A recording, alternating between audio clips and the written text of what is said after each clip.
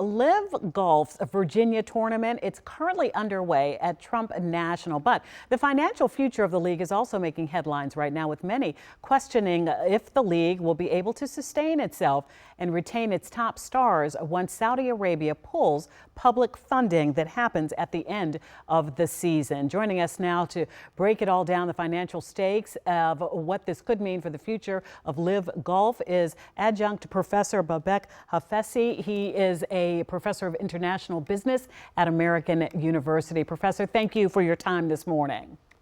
Thank you. Well, let's start with the big question here. Saudi Arabia's public investment fund, it's been the financial backbone to the tune of billions of LIV Golf. So how significant is this decision to pull funding after this year, and what does this mean about the confidence in the league's future? Well, the LIV Golf Club, golf event did an amazing thing in completely changing the way golf is played in terms of how much the prize monies were, what the structure of the league was, who the players were. So it created a lot of energy within the league. And unfortunately, the financial modeling in terms of it all did not work correctly. And but the league, but PIF, which is the key investor in the league, was very, very motivated in continuing this league and bringing it to market, and had been working since 2016 to do so. But today it is pulling the funding. But I would say that the reasoning is predominantly with the events that are going on in the Middle East. That's probably the driver for this.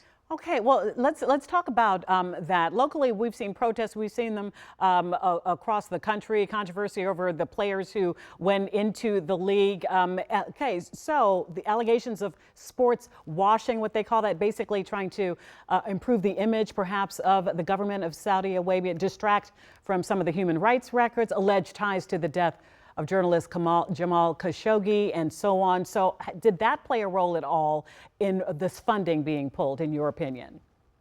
No, I think the funding has to be directly focused on what's going on in the Middle East for the war between the U.S., Israel, and Iran. I think that the way that the Saudi Arabian government and many of the GCC countries are looking at this is that as allies, they're no longer being treated equally. They're no longer being treated with the respect that they deserve. And I think that this was a very indirect way of stating their discontent with Washington, especially for a league that the president is very, very keen on, given the fact that a number of his golf courses are part of it.